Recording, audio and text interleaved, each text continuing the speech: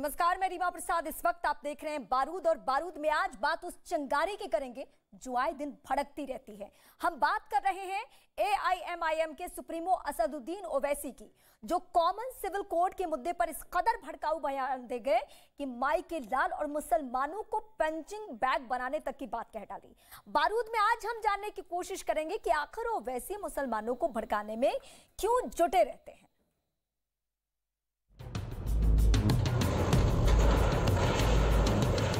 जहां बीजेपी की सरकारें हैं वहां पर रूल ऑफ लॉ नहीं है, बल्कि रूल बाय बुलडोजर चल रहा है कि हमारे को पंचिंग बैग बना सके। याद रख लो आप।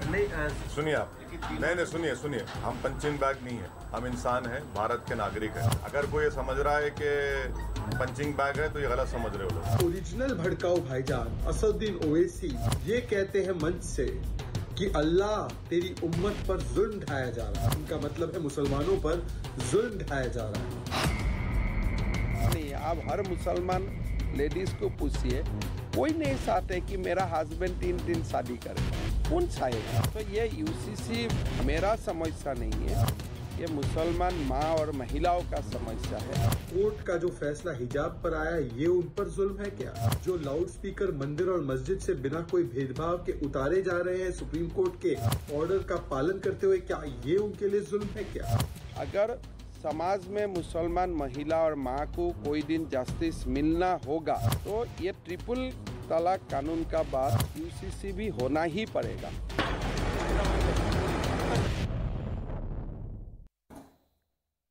ओवैसी कभी मुसलमानों को भड़काने की कोशिश करते हैं तो कभी उन पर मुसलमानों को भड़काने का आरोप लगते रहता है, और अक्सर उनके बारे में ये कहा जाता है कि वो बरगलाने का कोई मौका छोड़ते नहीं हैं।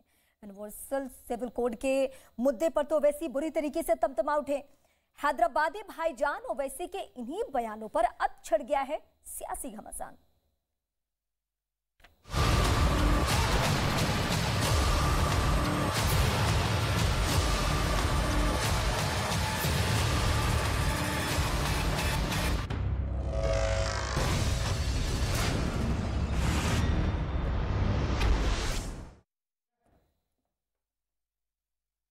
तो बारूद में आज हम इसी पे बात करने वाले हैं, क्योंकि कौन कौन से वो चेहरे हैं जो भड़काने का काम करते हैं। अगर इसकी मैं लिस्ट तैयार करूं तो सबसे ज्यादा नाम जो चर्चा में आएगा और टॉप पे जो नाम आएगा वो है ओवैसी का। क्या कहा है, क्यों माहौल एक बार फिर से यूनिफॉर्म सिविल कोड पे गरमा चुका है, इसके लिए एक पूरा बड़ा पैनल मेरे साथ है। और कौन कौन है, सबसे पहले उन सभी का परिचय करवाती हूँ, उसके बाद डिबेट की शुरुआत करेंगे। इस वक्त मेरे साथ अपराजिता सारंगी बीजेपी से, आपका बहुत स्वागत। अनुराग भदौरिया समाजवादी पार्टी से, आपका भी स्वागत। शिवम त्यागी इस वक्त मेरे साथ स्टूडियो में, आपका भी स्वागत है। पवन राव अम्बेडकर AIMIM के हैं, आपका भी स्वागत है। और दानिश कुरैशी मुस्लिम स्कॉलर है, आपका भी स्वागत है। सबसे पहले मैं दानिश कुरैशी आप ही के पास आती हूँ। इसमें आपत्ति किस बात की है? अगर यूनिफॉर्म सिविल कोड लागू हो तो भड़काने की कोशिश क्यों की जा रही है? मेरी बात सुनिए, न किसी को आपत्ति है न कोई भड़काने की बात। सवाल ये है कि जितना हवा मचाया जा रहा है, सबसे पहली तो बात यह है कि क्या देश के अंदर में और कोई प्राइमरी इश्यूज नहीं रह गए हैं तो हम इस पे बहस कर रहे हैं। अच्छी बात है। रह गई बात, बहुत सारे लोग एक बात पे जोर दे रहे हैं कि भाई संविधान में वैधानिक तौर पर ये लिया गया है, UCC जो है उसको मतलब लागू करने की कोशिश करे। तो वही मैं पूछना चाह रहा हूँ कि हमारे यहाँ आरक्षण 30 साल के लिए, क्या इसके बाद आरक्षण का नंबर है?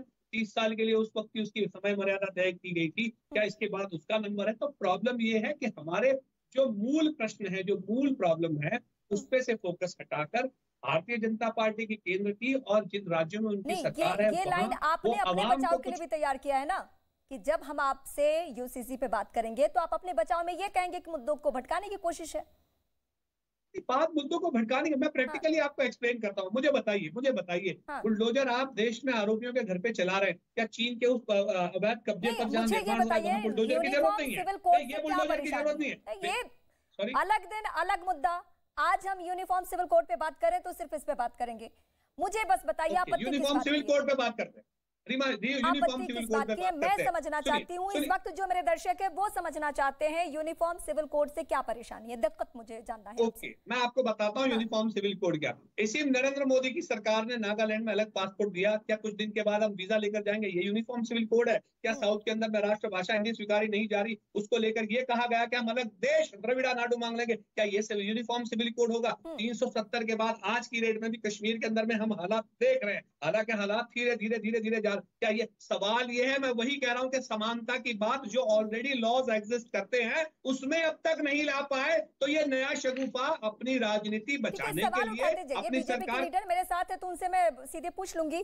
पवन राव अम्बेडकर, आपके पार्टी के जो लीडर हैं वो ज्यादा अग्रेसिव होते हैं, आप लोगों की एक शिकायत रहती है कि हिंदू मुस्लिम बांटने की कोशिश की जाती है, लेकिन आपको नहीं लगता कि जब भी ओवैसी साहब मंच पे खड़े होते हैं तो वो सिर्फ और सिर्फ भड़काने बरगलाने की कोशिश करते हैं मुस्लिमों को? नहीं, ऐसा बिल्कुल नहीं है रीमा जी, बिल्कुल भी नहीं है। हम भड़काने की बात नहीं कर रहे हैं, हम ये कह रहे हैं कि इस देश में अगर यूनिफॉर्म सिविल कोड की बात हो रही है तो पहले दो शब्दों पर आप पहले क्लेरिफिकेशन दीजिए या उस पर चर्चा करिए कि यूनिफॉर्म होगा या कॉमन सिविल कोड होगा। यूनिफॉर्म और कॉमन की अगर हम बात करेंगे तो ये बड़ा ही असमंजस की बात है। दूसरी बात है, यूनिफॉर्म सिविल कोड या कॉमन सिविल कोड की अगर बात कर रहे हैं तो ये बात कह करके इस देश में भय का माहौल बनाया जा रहा है। यूनिफॉर्म सिविल कोड को लेकर के सबसे पहले मतलब इस देश भारत में एक जैसा कानून हो पूरे भारत में, तो इससे डर का माहौल कैसे रीमा जी कैसे पॉसिबल होगा कि जब तक नहीं पहले मैं जो कहना चाह रहा हूं, आपने जो पॉइंट उठाया उसको रिपीट करना जरूरी है। इस देश में सबसे पहले सोशल रिफॉर्म और रिलीजियस रिफॉर्म की जरूरत है। बाबा साहब डॉक्टर भीमराव अंबेडकर जब हिंदू कोड बिल की बात कर रहे थे, जब उस पर चर्चाएं हो रही थी, किन लोगों ने बाबा साहब डॉक्टर भीमराव अंबेडकर को हिंदू कोड बिल बनाने के लिए जो है मना किया और किन लोगों ने विरोध किया था? क्या ऐसे कारण थे जिसकी वजह से बाबा साहब को हिंदू कोड बिल पर काम करने नहीं दिया गया? तो सबसे पहले इस देश में आपको सामाजिक स्थिति को देखते हुए आपको सोशल रिफॉर्म की बात करनी होगी, आपको रिलीजियस रिफॉर्म की बात करनी होगी। चुनौती तो ऐसी आई थी कि इस देश का बंटवारा तक करना पड़ा। ना तो ऐसी आई ना आप रीमा जी, फिर आप अगर रीमा जी अगर आप बात करेंगे, रीमा जी अगर आप बात करेंगे तो 1925 की जो आइडियोलॉजी, जो विचारधारा थी, उसके आधार पर इस देश को बांटा गया, जिसने टू नेशन थ्योरी की बात कही, जिसने इस देश में लकीर खींचने की बात कही। दो लोगों को आप इस वक्त सुन चुकी हैं, आपकी सरकार की तरफ से ये संकेत मिल चुका है कि यूनिफॉर्म सिविल कोड लाया जाएगा, तो अब ये जो आपत्तियां होंगी उससे कैसे निपटेंगी आप? देखिए, जहां तक यूनिफॉर्म सिविल कोड का सवाल है, इस पर सब लोग अनुमान लगा रहे हैं। समय आने दीजिए, संसद में बातचीत होगी, संसद के बाहर बातचीत होगी और उसके बाद तय किया जाएगा। आप तो लाएंगे ना ये सरकार, इस लेकिन ओवैसी जो कर रहे हैं, ऐसी सरकार, लेकिन ओवैसी जो कर रहे हैं उसका कार्ड आपके पास क्या है? क्योंकि वो तो देश में ऐसी सरकार है जो इस समय संसद में कोई चर्चा नहीं करती। अपराजिता जी, क्या इस देश में बिल पर कोई चर्चा होगी? अगर आपको लगता है कि यूनिफॉर्म सिविल कोड को लाना है तो सबसे पहले आपको इस देश में जो है सामाजिक सुधार पर काम करने होंगे। आपको नॉर्थ ईस्ट की स्थिति को देखना होगा। क्या हो जाए तो मैं कुछ बोलूं? नहीं, अगर आप गलत बयानबाजी करेंगे तो उसका कोई मतलब नहीं है। और आप इन्हें शांत करें तो मैं कुछ बोलूं। दो व्यक्ति एक साथ बात नहीं कर सकता है। आप अपनी बात रखिए। जी देखिए, ऐसा है कि जब भी संसद में किसी भी तरह का बिल पेश किया जाता है, उसके पहले स्टेक होल्डर कंसल्टेशन होते हैं। आप किसी भी बिल का उदाहरण ले ले, कंसल्टेशन के बिना, स्टेक होल्डर कंसल्टेशन के बिना, सबके मत को ग्रहण न करके और मतों की समीक्षा न करके बिल की तैयारी नहीं होती है। तो मुझे लगता है जहां तक यूनिफॉर्म सिविल कोड का सवाल है, समय आने दीजिए, क्या होने वाला है। मुझे लगता है हम सब में थोड़ा सब्र होना चाहिए, पहली बात।